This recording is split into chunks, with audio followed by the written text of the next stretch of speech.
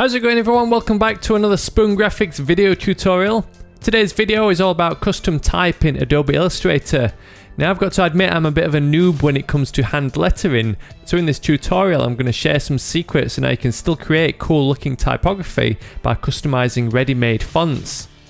Once I've brushed up on my hand lettering skills enough to be able to draw out custom type from scratch, I'll make a video on scanning and vectorizing your artwork, but today I'll show you how us mere mortals can make use of the high quality fonts with open type features that have been made by the typographic gods. The tutorial will then continue with some customization of the type to add shadows, offset accents and highlights to create a bright and colourful typography design. So I'll begin by opening up Adobe Illustrator and create a new document. I'm using a generic A4 layout but with the document ruler set to pixels. I always like to go to View and Hide Artboards to give myself a large workspace to play with. Since we're going to use ready-made fonts in this tutorial, we need to find a suitable typeface to work with. Now chances are you're going to have to spend some money here because the majority of free fonts available on the web just don't come packed with the open type features we're looking for. If you've ever bought any of the bundles I've recommended in my newsletters, chances are you'll have the font I'm using, plus many others in your collection already. Otherwise you can pick up Bonbon, which is the script font I'm using in this video, from the link in the description. What these premium fonts have over the typical free font is a range of open type features. These are alternative characters for each letter that often include variations with ligatures or swashes. They allow you to put together more unique typographic designs that disguise the fact that it's made using a font rather than being a handmade piece. So type out your chosen wording and set the font with the type tool and scale it to a suitable size. Open up the open type panel to find the settings for these special features and play around with them to see the various styles available. When working on logos or typographic designs, it's sometimes worth duplicating your text and applying the different settings to each one so you can easily compare the letters. So the first one is plain with no open type effects, the second one adds contextual alternates, the next one is all swashes and so on. Make another copy of the text that you'll use as your final design, then pick and choose your favourite letter styles and replicate the settings on each character. Here I'm using a stylistic alternate for the letter H, contextual letters S and T so they flow nicely. Then the tilting alternate for the letter L adds a nice swoosh that sweeps back and crosses the T, which is an effect you would otherwise only be able to create by hand or with some serious path editing, so it just goes to show how investing in premium fonts can really up your game in your design work. Once you've found a cool looking type layout, move your design into some empty space on the artboard, then right click and select Create Outlines to convert it into solid shapes. Each letter will be an individual shape, so click the Merge option from the Pathfinder panel to blend them into one continuous outline. Next go to Object Path and Offset Path and enter 10 pixels. This will be automatically grouped with the original, so right click and select Ungroup. Now ungrouping will accidentally separate any unconnected letters, so be sure to hold Shift and select all the portions of the word. Give the originals a white fill to make them visible again against the black offset, then hit the Merge button from the Pathfinder panel to combine them again.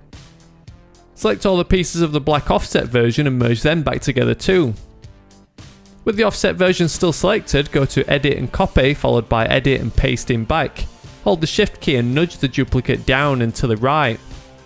Shift and select both the offset shapes, then go to Object, Blend and Make.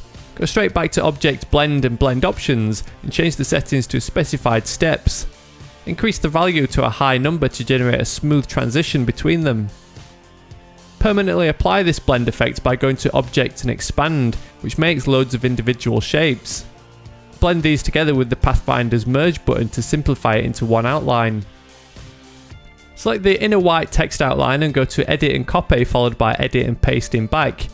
Nudge this shape about 5 pixels down and to the right, then give it a bright colour fill like FF2468, which is a vibrant pinky red.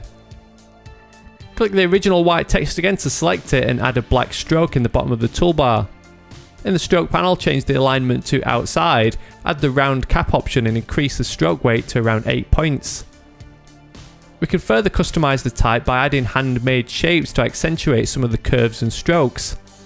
Zoom in and select the pen tool, then set up the appearance with just a black fill, no stroke. Draw a path that extends from the black outline into the shape. following the direction of the outline to create a tapered point. Complete the path back at the start to make an enclosed shape. Continue adding these shapes elsewhere in the design, where a brushstroke would naturally overlap the other letters if the type was drawn by hand. If you need to adjust the shape, switch to the direct selection tool to alter the Bezier curves. This little trick helps take the overall appearance further away from being made with a ready-made font and gives it more of that custom hand-lettered appearance. One final embellishment we can add is some highlights. Select the ellipse tool and hold shift while drawing a small circle. Give this circle a vibrant fill, such as this cyan colour of 86F8FF. Grab the direct selection tool and click and drag each of the two side points outwards while holding the shift key to stretch the shape into a tapered brushstroke. With the shape still selected, click the new brush icon in the brushes panel, then select new art brush. Hit OK on the default settings, or one setting to potentially change is to select tints for the colorization method, so the colour can be changed in the future. Switch the fill and stroke around in the toolbar, then select the pen tool. Draw a path that follows the outline of the text to the right hand side of the first letter's stroke. Click the newly created brush from the brushes panel to see the tapering effect applied to the path. Depending on the size of your original circle, the scaling needs to be adjusted by altering the stroke weight. Continue adding paths across the type wherever you want highlights to appear. Stick to a basic pattern, like only adding them to one side of each letter, but make sure they follow the outline of the text by dragging those Bezier handles until they match. Once you've drawn all your paths, with one still selected, go to Select, Same and Stroke Colour to select them all. Then apply the tapered brush effect and change the stroke weight as appropriate. Select the rectangle tool and draw a shape over the whole design, which will still have the same colour fill applied.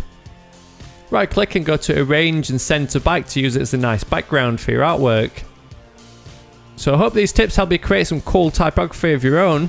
It just goes to show that you don't need to be a hand lettering master to be able to create nice typographic designs if you have the right tools available. If you are a bit of a whiz at illustrating your own text, the same techniques can be applied to your traced artwork to give it more impact.